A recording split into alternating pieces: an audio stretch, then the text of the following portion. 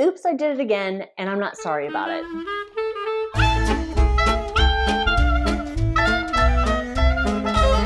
Hello, and welcome to another video. My name is Heather, and as always, I'm reading with a vengeance, and I hope you are too. Big love for the OGs who keep coming back, and if you're new to my channel, a very warm welcome to you. I hope everybody is doing very well. How is everybody's reading going? So yes, I am here with another book haul.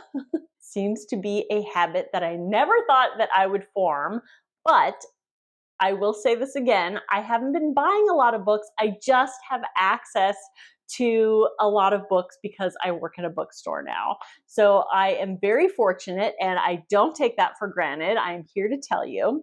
I have 8 books to talk to you about, and I have spent $0, zero, nada, nil, nine. No, that's no. Well, 9 money on any of these books. They were either given to me, or I got them in the damage box at work, or they are ARCs. Most of them are ARCs, but nevertheless, they have come into my possession. Most of them will be read and then put back in the damage box to be donated, or I will be passing them on to somebody at work. But the cool thing about these books that I'm going to talk to you about is they are books that I'm super excited about. So there's kind of a difference between books that I add to my TBR that I'm interested in, that have captured my attention for one reason or another, and I want to remember them, so I add them by just pressing a little button on my phone to my Goodreads TBR. And then there are the books that I am so excited about, that I'm so intrigued by, that I'm so compelled to read, that I bring them home with me. And that's what these books are. So without further ado, let's talk about them. So this first one is called Cicadas Sing of Summer Graves by Quinn O'Connor. I have not heard of this author. I don't know if this is a debut novel. I have my laptop right here. I could keep that open to have this information for you. This is an ARC that I got. However, this was already published in June. So yes, it looks like this is a debut novel. And interestingly enough, Quinn Connor is 2 people. So just a little additional information here. Quinn Connor is 1 pen and 2 hands. Robin Barrow and Alexandra Cronin, an Arkansan and a Texan. When they aren't writing, they're arguing about the differences between queso and cheese dip. There is a difference there, but I'm not going to get into that here. This is marketed as a thriller, mystery, fantasy, horror. So it looks like it's multi-genre, which I have a good time with most of the time. Years ago, yellow fever gripped the small lakeside town of Prosper, Arkansas. At the height of that summer swelter, in the wake of an unexpected storm, the dam failed and the valley flooded, drowning the town and everyone trapped inside. The secrets of old Prosper drowned with them. Now, decades later, when a mysterious locked box is pulled from the depths of the lake, 3 descendants of that long ago tragedy are hurled into another feverish summer. Cassie, the exclusive sole witness to an impossible horror no one believes. Lark, a wide-eyed dreamer haunted by bizarre visions. June, the traveler caught between longing for a fresh start and bearing witness to the ghosts of the past. Bound together, all 3 must contend with their home's complex history and with the ruins of the town lost far beneath the troubled water. So, as you can see, why that intrigues me. This cover is stunning. It's beautiful. When I'll get to it, that's a whole different kettle of fish. The next book is The Last Love Note by Emma Gray. This one was given to me by my manager at work, so I always love recommendations that are that personal. This is marketed as a women's fiction / contemporary romance, which normally isn't my cup of tea, but I am willing to overlook that because Jenny, who recommended it to me, I think she just gets a feel for what I would enjoy. So I am looking forward to this one. Emma Gray, I think this is her debut adult fiction. I think she's written some YA novels, and I think she's written a nonfiction book. She's an Australian author, and I'm pretty sure this takes place in Australia, so I'm all about that. It says on Goodreads that this was published in January of this year, but I think that's in Australia and the UK maybe, and not in the United States. This one is an ARC and doesn't come out in the United States until November. So anyways, let's look at what this is about. So, and I have got to clean my glasses. God, that's disgusting. Kate is a bit of a mess. 2 years after losing her young husband, Cameron, she's grieving, solo parenting, working like mad at her university fundraising job, always dropping the ball and yet clinging to her sense of humor. When an in-flight problem leaves Kate and her boss, Hugh, stranded for a weekend on the east coast of Australia, she finally has a chance to really process her grief and see what's right in front of her. Can she let go of the love of her life and risk her heart a second time? When it becomes clear that Hugh is hiding a secret, Kate turns to the trail of scribbled notes she once used to hold her life together. The first note captured her heart. Will the last note set it free? The last love note will make readers laugh, cry, and renew their faith in the resilience of the human heart and in love itself. So that seems a little bit deeper than your average romance. Not to poo-poo romance readers. I'm not here to judge you. I'm just saying for my own personal enjoyment, I like a little bit more depth. This sounds like it's going to be kind of more about human connection and dealing with grief. So I am excited to get to this one soon. This sounds like it would have been a good summer read, but that ship has sailed. This next one I'm excited about for a lot of reasons. So this one is The Sunset Years of Agnes Sharp by Leonie Swan. So Leonie Swan, this is a pseudonym. Leonie Swan is a German author, so this is a book in translation as well. This is translated from German by Amy Bojang. I apologize for the pronunciation. And this is a first in a series. I think this is going to be a cozy mystery series. Let's take a look. So yes, it is marketed as mystery, fiction, mystery, thriller, but then crime, humor, and cozy mysteries. An adorable cover. So this is also an ARC, but it has been published. It just published in August. Yeah, this cover is adorable. It looks adorable, and then, oh, what's going on here? This one looks fun. A quirky group of seniors attempts to solve one murder while covering up another in the twisty, darkly funny mystery. It sounds a lot like a particular series by a Mr. Richard Osman, maybe.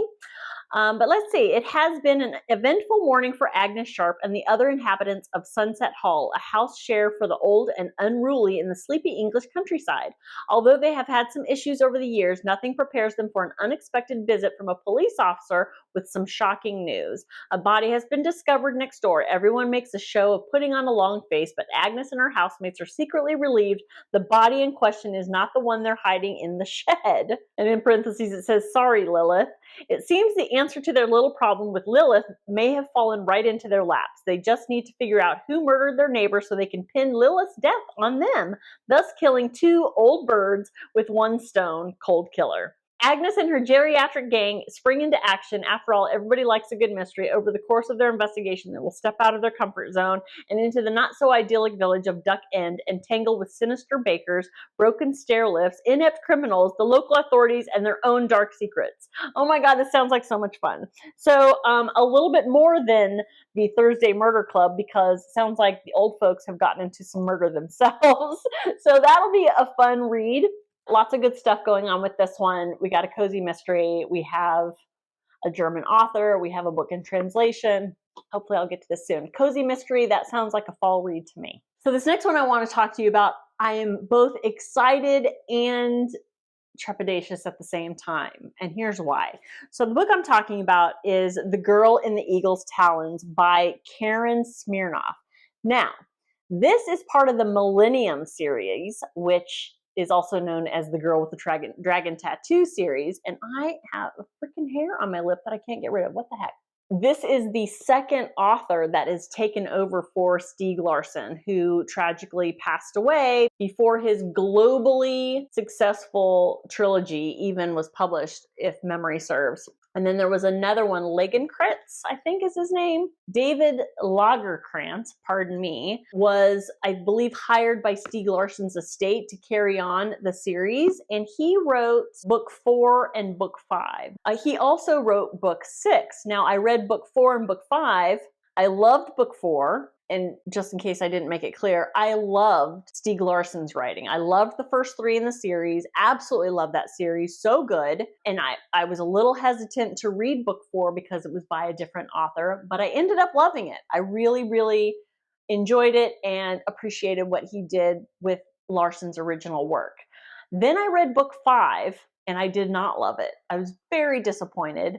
I can't remember why. It's been a few years since I've read that. And so I haven't read book 6 yet. And now with book 7 coming out with a different author, I feel like I need to go back and read book 6 before I read book 7. But I've pretty much made up my mind that I want to read book 7. So it looks like that's what's going to happen. But anyways, I don't know the history yet behind why there's another author. I imagine there's probably some of you out there who do know the history, who's like screaming at your video screen right now. If you don't know what this series is about, I'm not going to get too deep into it just because it is a series. This is number 7. I mean, I could read you the back, but it's probably not going to make a whole lot of sense. Gold rush is on in Sweden's resource-rich far north, with the criminal underworld leading the charge. Lisbeth Salander, who is the girl with the dragon tattoo, and Mikael Blomkist are both drawn to the same small town. She has been named guardian to her niece Svala, who I don't even know who that is, so I'm definitely going to have to read book 6. And he is attending his daughter's wedding to a local big shot. After a string of suspicious disappearances, tensions explode into violence, and Elizabeth may be Mikhail's last hope.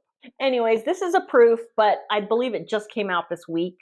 No, it came out in August. Have you guys read the series? Are you looking forward to this book? Is book 6 better than book 5? Give me some hope here, because I feel like I need to read it before I read this one, and I really want to read this one. So that's my dilemma. This next book is also an ARC, but it published in July, and that is Little Monsters by Adrienne Brodeur.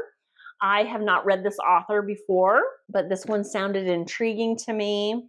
This one is marketed as literary fiction, which is my go-to along with mystery thrillers. Ken and Abby Gardner lost their mother when they were small and have been haunted by her absence ever since. Their father, Adam, a brilliant oceanographer, raised them mostly on his own in his remote home on Cape Cod, where the attachment between Ken and Abby deepened into something complicated. And as adults, their relationship is strained. Now, years later, the siblings' lives are still deeply entwined. Ken is a successful businessman with political ambitions and a picture-perfect family, and Abby is a talented visual artist who depends on her brother's goodwill, in part because he owns the studio where she lives and works. As the novel opens, Adam is approaching his 70th birthday, staring down his mortality and fading relevance. He has always managed his bipolar disorder with medication, but he's determined to make one last scientific breakthrough, and so he has secretly stopped taking his pills, which he knows will infuriate his children. Meanwhile, Abby and Ken are both harboring secrets of their own, and there is a new person on the periphery of the family, Steph, who doesn't make her connection known.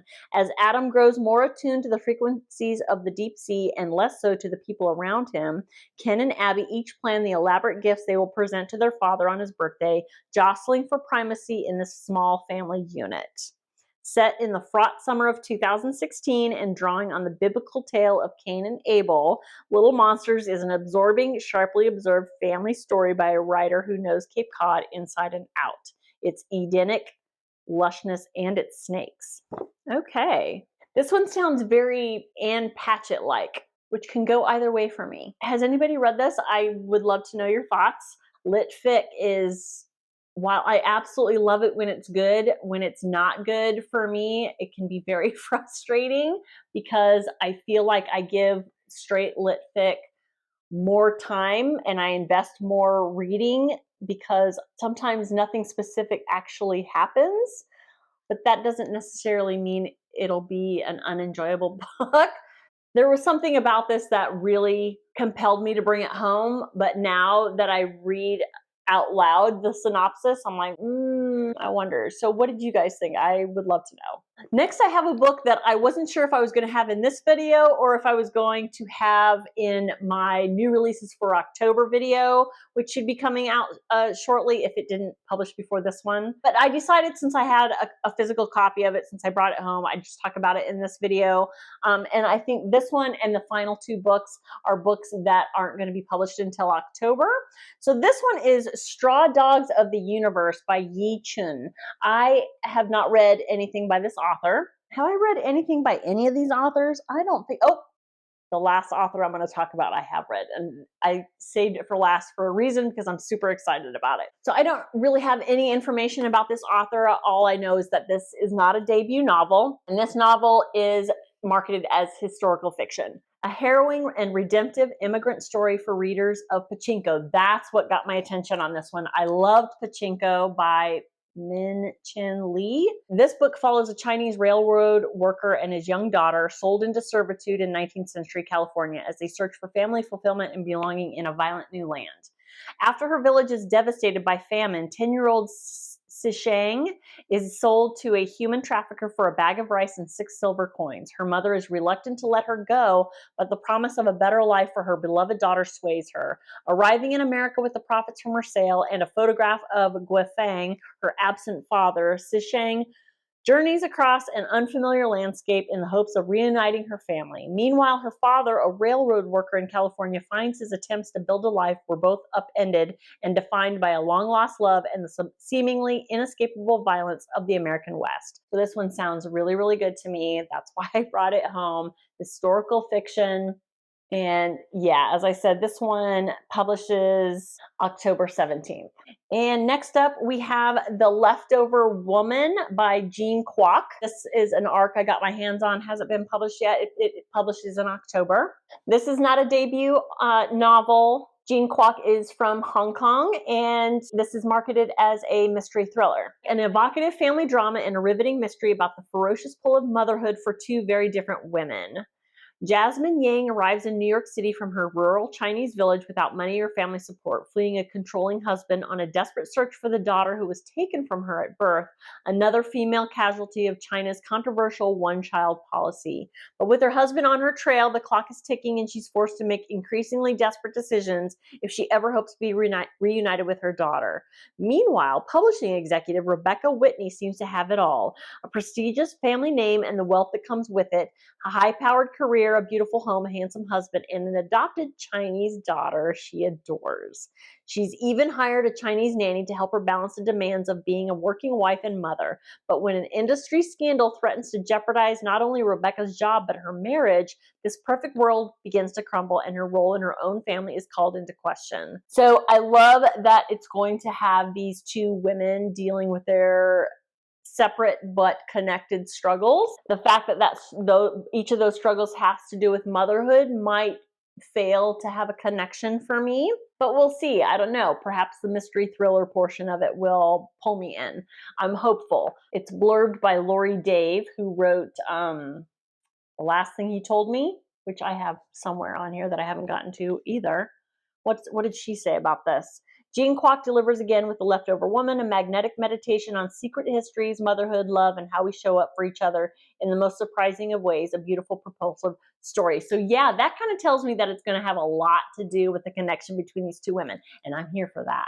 Okay, this last book is the one that I am most excited for, and this one comes out in January, so it's going to be a few months until you are able to get your hands on it, but I'm so excited. When I saw her name on this book, I snatched it on the shelf so fast. This is an ARC, obviously, and it is an ARC by Christy Lefteri, who wrote The Beekeeper of Aleppo, which, as you know, is one of my all-time favorite books. The book that she's coming out with in January is The Book of Fire. If you haven't read The Beekeeper of Aleppo, I highly recommend it. This one is marketed as just contemporary fiction, an epic, stunning novel about one family's search for the true meaning of home in the wake of disaster, which is a lot like The Beekeeper of Aleppo. In present-day Greece, deep in an ancient forest, lives a family: Irene, a musician who teaches children to read and play music, her husband Tasso, who paints pictures of the forest, his greatest muse, and Chara, their young daughter, whose name means joy.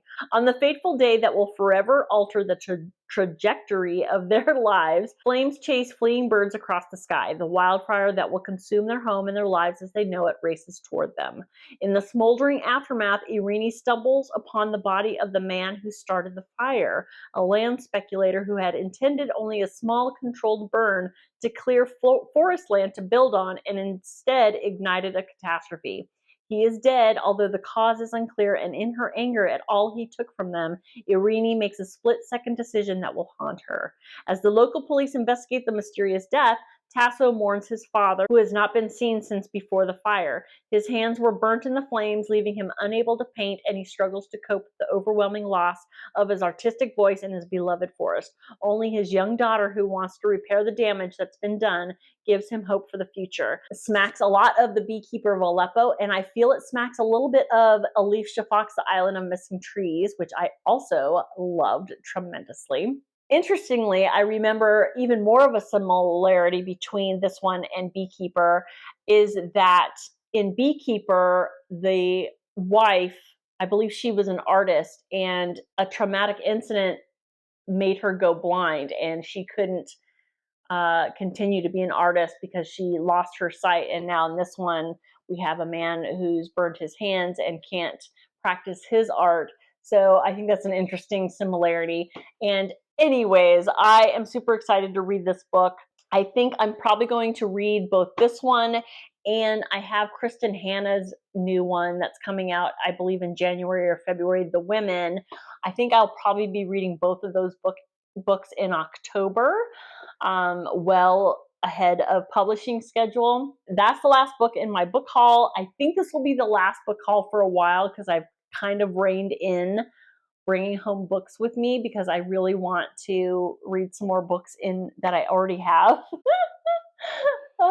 I sound like a broken record, I know. That's it for my book haul. Have you read any of these books? Are you excited about any of these books? I know most of these were ARCs, and you might not have access to ARCs, but hopefully I have gotten you excited about these books that are coming out. Please just let me know what you think about these books that I have brought home with me. What's the latest book that you've brought home with you, and have you read it yet? And is it just sitting there on your bookshelf mocking you like all my books do? Please just let me know, or you could just say hi down in the doodly doo. If you're still watching at this point, I'd really appreciate it if you gave that like button a boop, and a subscribe would be really appreciated. Thank you all so much for watching, and I will see you next time. Bye-bye.